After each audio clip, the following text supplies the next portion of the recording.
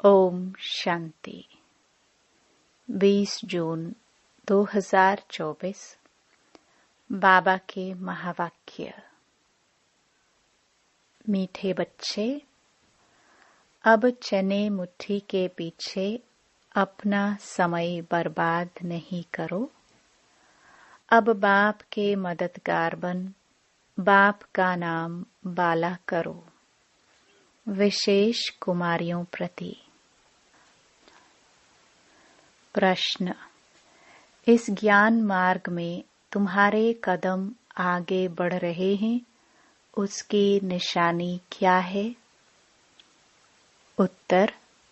जिन बच्चों को शांति धाम और सुख धाम सदा याद रहता है, याद के समय बुद्धि कहाँ पर भी भटकती नहीं है।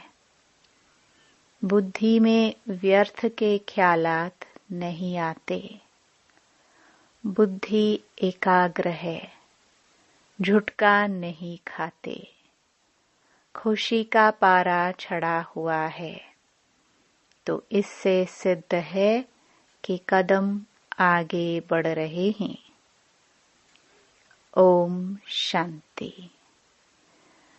बच्चे इतना समय यहाँ बैठे हैं, दिल में भी आता है कि हम जैसे शिवालय में बैठे हैं। शिव बाबा भी याद आ जाता है, स्वर्ग भी याद आ जाता है। याद से ही सुख मिलता है।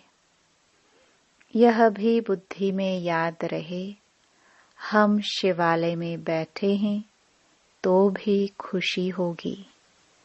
जाना तो आखिरीन सभी को शिवालय में है। शांति धाम में कोई को बैठ नहीं जाना है। वास्तव में शांति धाम को भी शिवालय कहेंगे, सुख धाम को भी शिवालय कहेंगे। दोनों स्थापन करते हैं। तुम बच्चों को याद भी दोनों को करना है।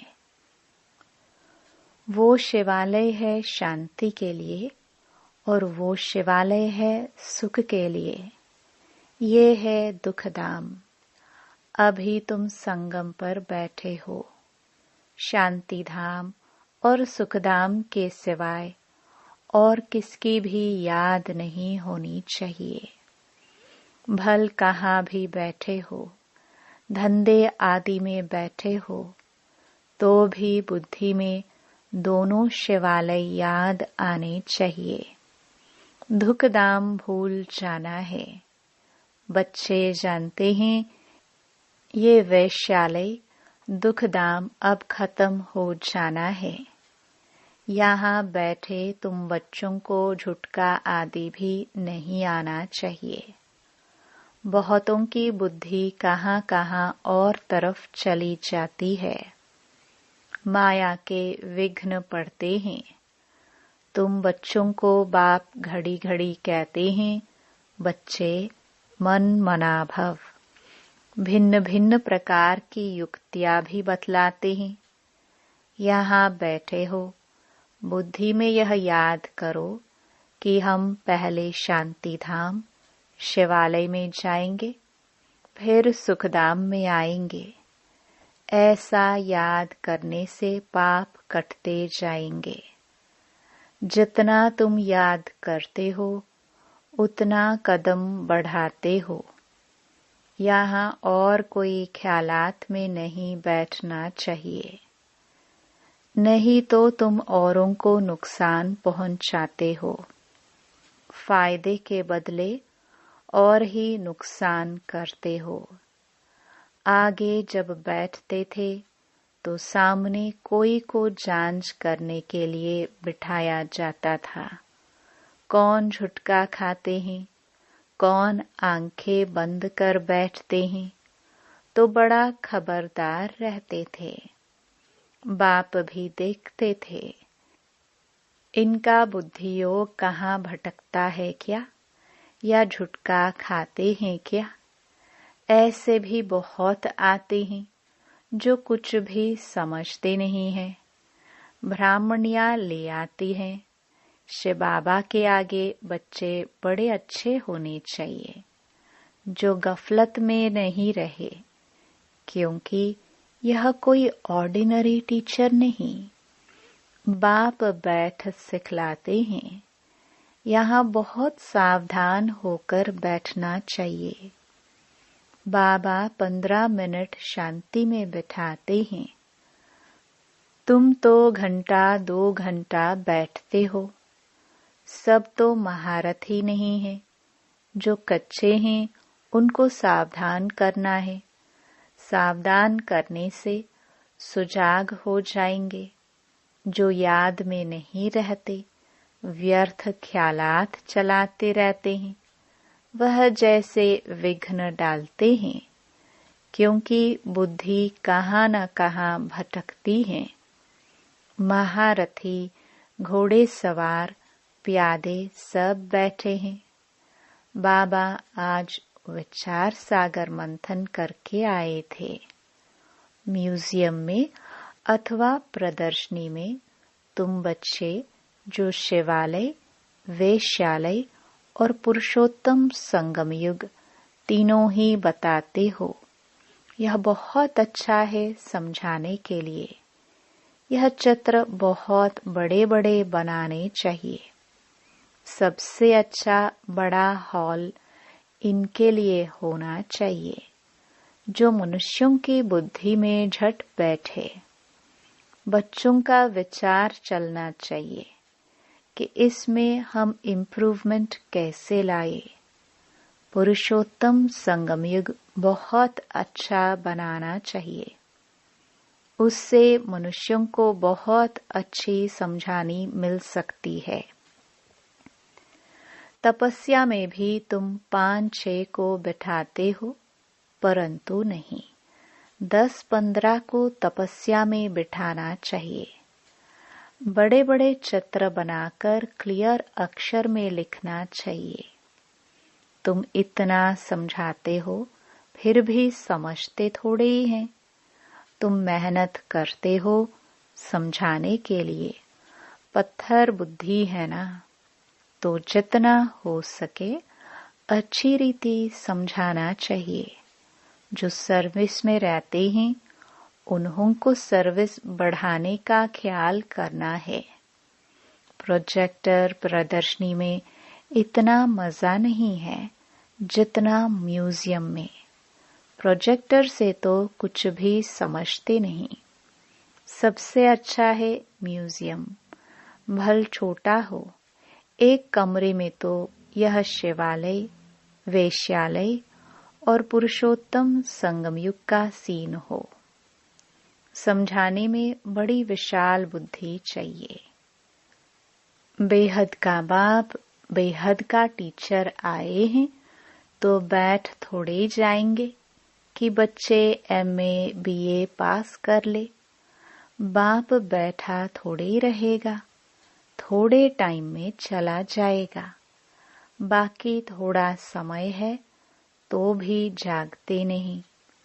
अच्छी अच्छी जो बच्चियां होंगी वह कहेंगे कि इन 400-500 रुपयों के लिए क्यों हम मुफ्त अपना टाइम बर्बाद करें। फिर शिवालय में हम क्या पद पाएंगे।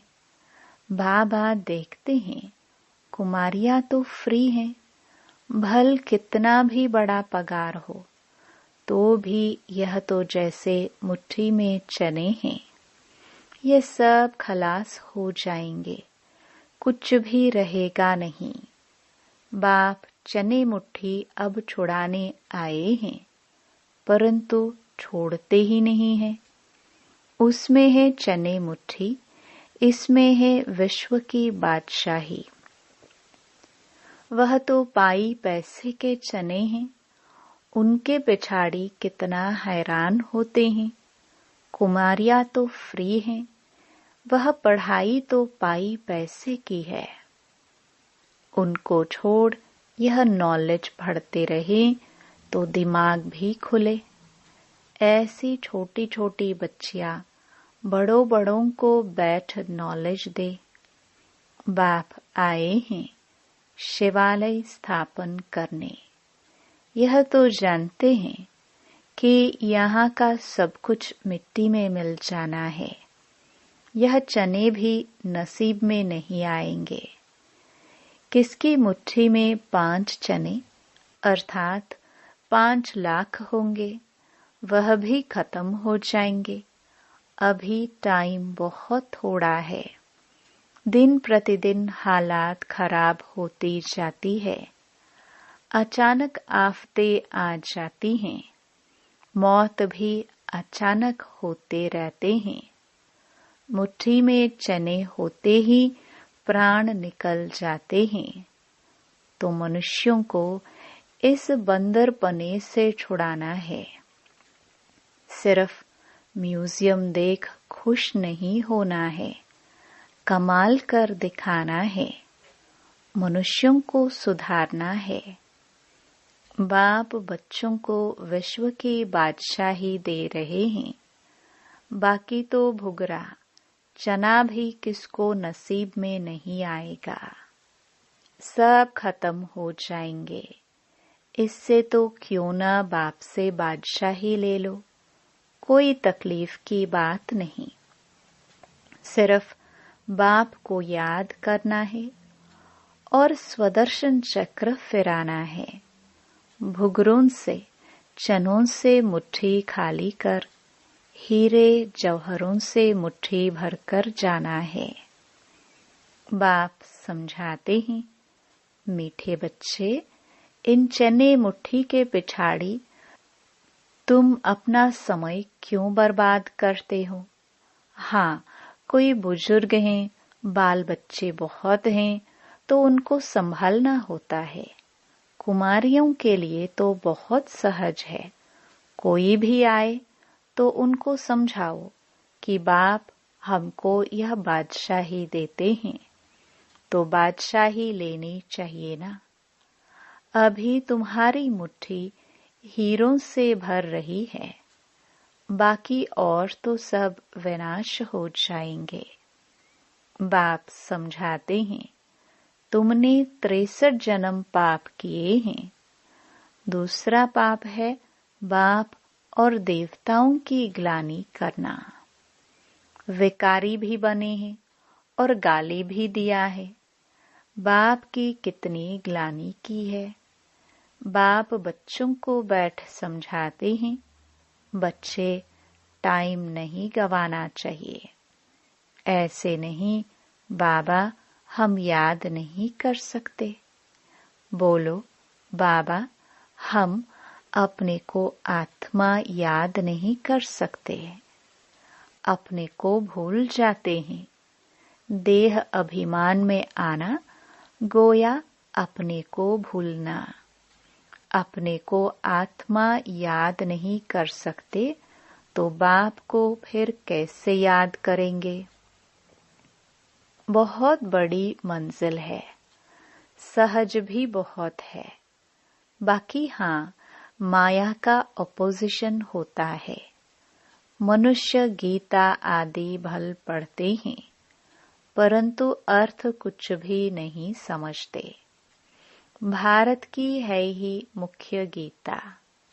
हर एक धर्म का अपना अपना एक शास्त्र है। जो धर्म स्थापन करने वाले हैं, उनको सतगुरु नहीं कह सकते। यह बड़ी भूल है।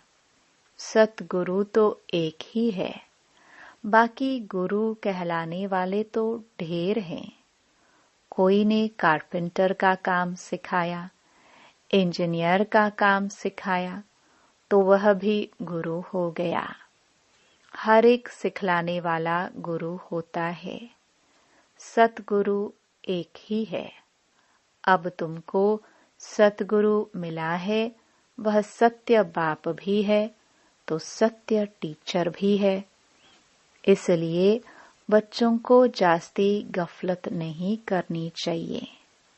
यहाँ से अच्छी रीति रिफ्रेश होकर जाते हैं, फिर घर जाने से यहाँ का सब भूल जाते हैं। गर्भ जेल में बहुत सजाएं मिलती हैं। वहां तो गर्भ महल होता है, विक्रम कोई होता नहीं जो सजा खानी पड़े। यहाँ तुम बच्चे समझते हो, हम बाप के सम्मुख पढ़ रहे हैं। बाहर अपने घर में तो ऐसे नहीं कहेंगे, वहां समझेंगे भाई पढ़ाते हैं। यहाँ तो डायरेक्ट बाप के पास आए हैं। बाप बच्चों को अच्छी रीति समझाते हैं। बाप की और बच्चों की समझाने में फर्क हो जाता है। बाप बैठ बच्चों को सावधान करते हैं। बच्चे बच्चे कह समझाते हैं। तुम शिवालय और वेश्यालय को समझते हो, बेहद की बात है। यह क्लियर कर दिखाओ तो मनुष्यों को कुछ मजा आए। वहां तो ऐसे ही हंसी कुड़ी में समझाते हो। सीरियस हो समझाओ तो अच्छी रीति समझे। रहम करो अपने पर। क्या इस वेश्यालय में ही रहना है? बाबा के ख्यालात तो चलते हैं ना, कैसे कैसे समझाए। बच्चे कितनी मेहनत करते हैं, फिर भी जैसे डिब्बी में ठिकरी, हाँ हाँ करते जाते। बहुत अच्छा है, गांव में समझाना चाहिए, खुद नहीं समझते।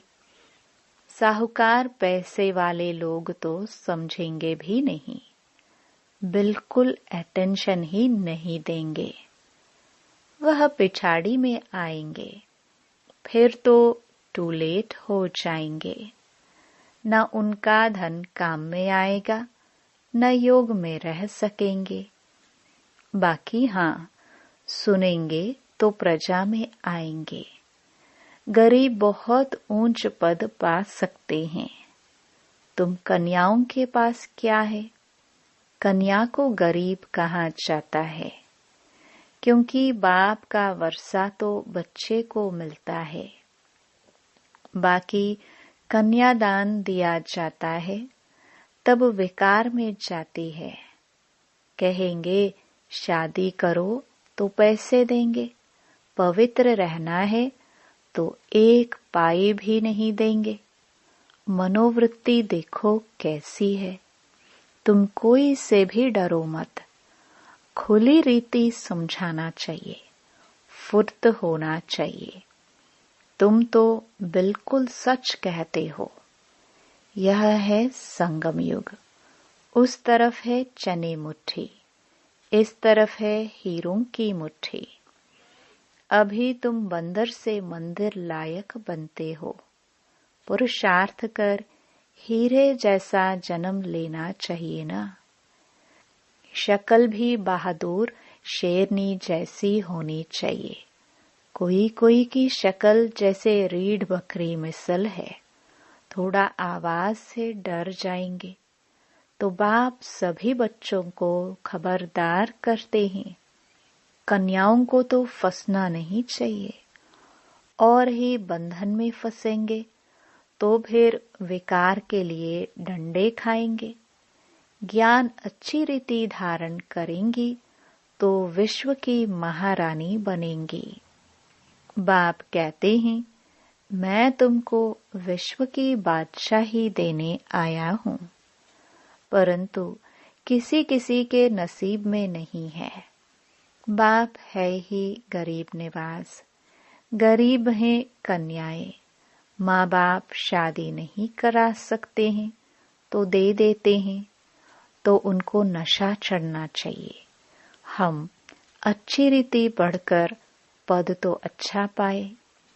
अच्छे स्टूडेंट जो होते हैं वह पढ़ाई पर ध्यान देते हैं। हम पास विद ऑनर हो जाए, उनको ही फिर स्कॉलरशिप मिलती है। जितना पुरुषार्थ करेंगे उतना ऊंच पद पाएंगे। वह भी 21 जन्म लिए। यहाँ से अल्पकाल का सुख। आज कुछ मर्तबा, कल मौत आ गया, खलास। योगी और भोगी में फर्क है ना। तो बाप कहते हैं गरीबों पर ज्यादा अटेंशन दो। साहूकार मुश्किल उठाएंगे, सिर्फ कहते बहुत अच्छा है, यह संस्था बहुत अच्छी है, बहुतों का कल्याण करेगी, अपना कुछ भी कल्याण नहीं करते। बहुत अच्छा कहा, बाहर गए खलास। माया डंडा उठाकर बैठी है, जो हौसला ही गुम कर देती है। एक ही थप्पड़ लगाने से अकल चट कर देती है। बाप समझाते हैं, भारत का हाल देखो क्या हो गया है।